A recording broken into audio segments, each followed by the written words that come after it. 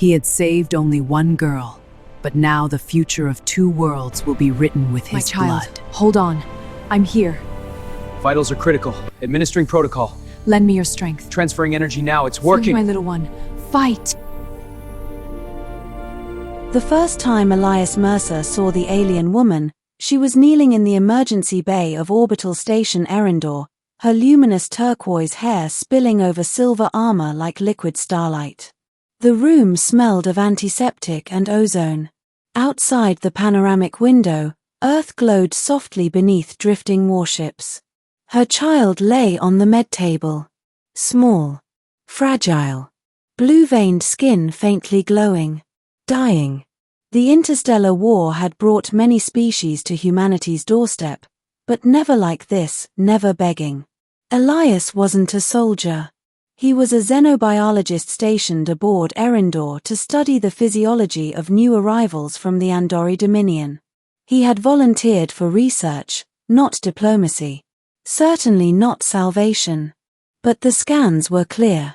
The child's hemocore is collapsing, the station's AI announced.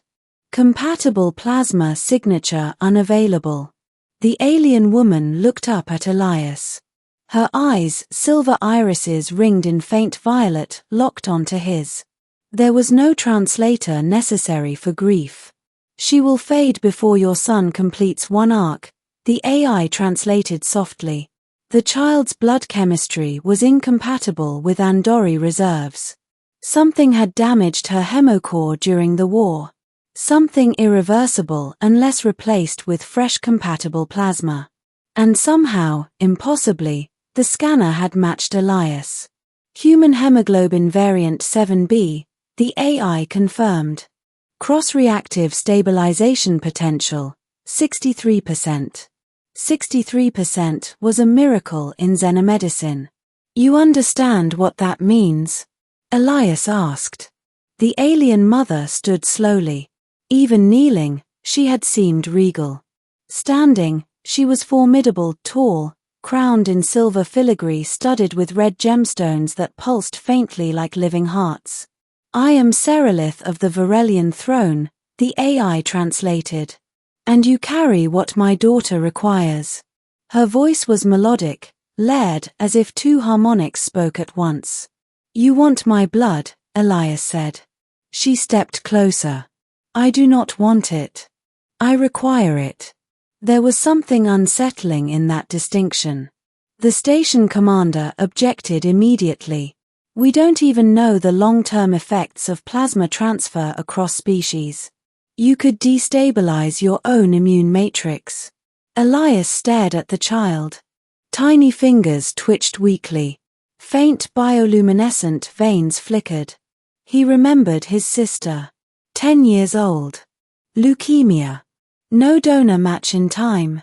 He swallowed. Prep the transfusion. The procedure lasted 4 hours. Human crimson mixed with Andori silver blue under carefully monitored flow rates. The hemocore responded almost instantly. The child's glow brightened. Her breathing stabilized. At hour 3, Elias felt dizzy. By hour 4, his vision tunneled. But when the transfusion ended, the monitors showed steady life. The alien mother approached his bed. My daughter breathes because of you. Elias managed a faint smile. That's enough. She tilted her head slightly. For you, perhaps. Something in her tone unsettled him again. 3 days later, the Andori fleet entered Earth's orbit. They did not fire. They waited. Serelith requested a private audience. The station commander reluctantly granted it. They met in the observation chamber overlooking Earth.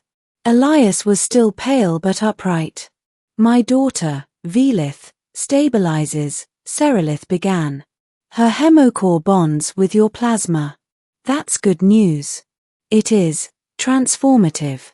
He frowned. Transformative how? She stepped closer to the glass, watching Earth's clouds swirl. Your blood did not merely repair her. It altered her. A chill crept down his spine. Andori blood carries ancestral memory. Genetic memory. My daughter now carries human resonance. You're saying she's part human? In essence. She is a bridge. Silence stretched between them. Our laws are clear, Serelith continued. When a sovereign heir bonds genetically beyond her species, a covenant must be formed. Elias laughed nervously. You can't be serious. Her gaze did not waver. You saved her life. Now you are bound to her future. Bound how? You will come with us. The words fell like gravity. No. It is not a request. The air grew heavy. Outside, Andori ships shifted formation subtly. You can't just take me, Elias said. I'm not property. You are not property, she replied calmly. You are progenitor. The realization hit him like a collision. Velitha's altered biology meant something more than survival. She will rule one day, Serelith said. And her dual essence will unify worlds. But such unity requires guidance. You want me to help raise her? I want you to ensure she does not destroy either of our civilizations. That wasn't comforting. Over the next week, Earth's government scrambled. The Andori Dominion had technological superiority beyond comprehension. They had not invaded, but they could. Serelith's terms were precise. Elias would accompany them voluntarily for one Andori cycle, approximately 9 Earth years. During that time, he would serve as genetic consultant and cultural advisor for Velith. In exchange, the Andori would share medical and energy technologies with Earth. Refusal. The treaty would dissolve. War would resume. You're asking me to trade my life for planetary security, Elias told Serelith. She met his eyes steadily. I am offering you the opportunity to prevent extinction. He paced the chamber. Why not take a cultural envoy instead? Because the bond is biological.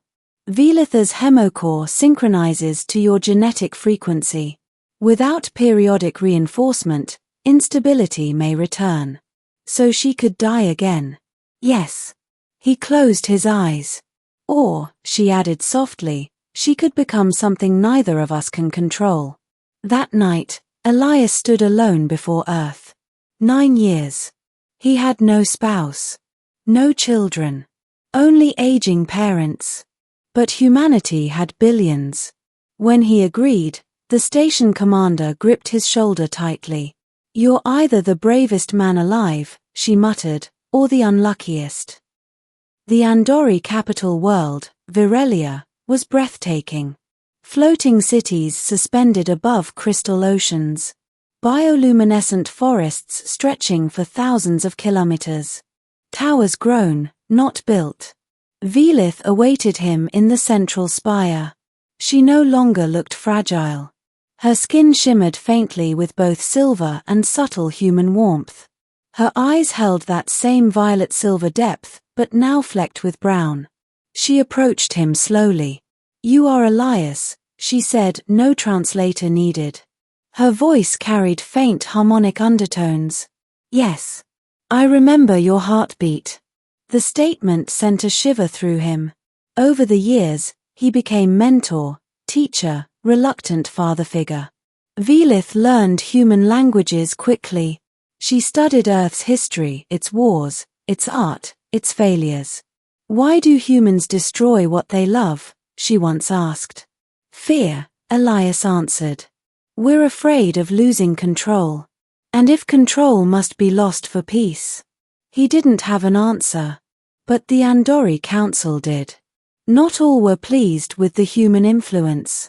She grows too compassionate, one elder declared during a council session Elias was permitted to observe.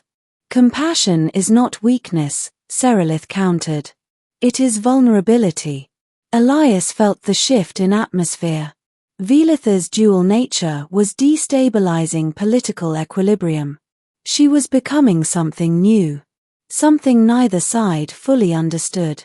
In the 7th year, the prophecy surfaced.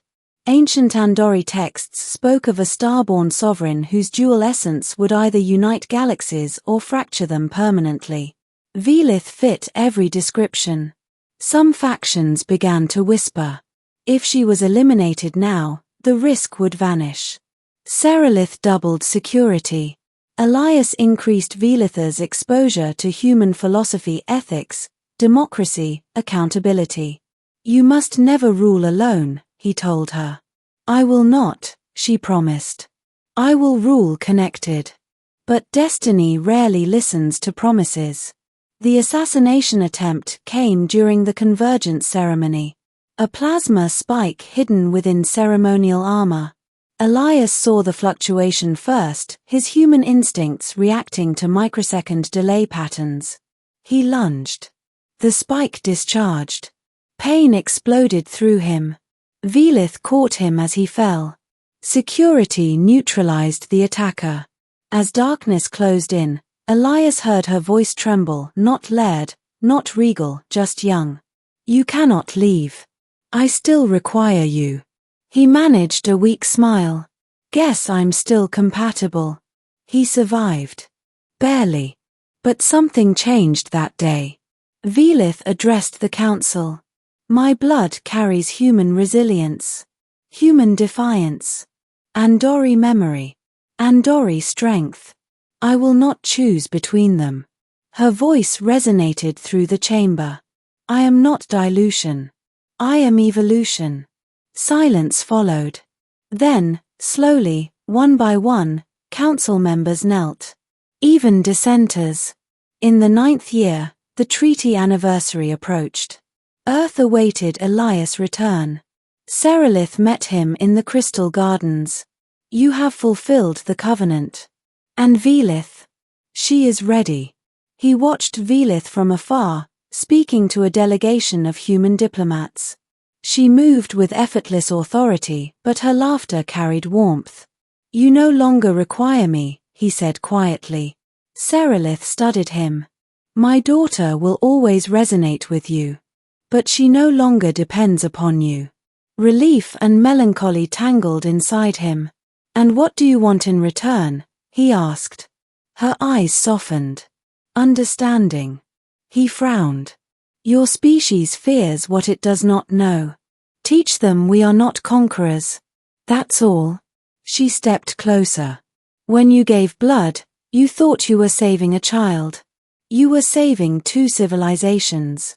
He exhaled slowly. Then I suppose we're even. She tilted her head faintly. We were never even.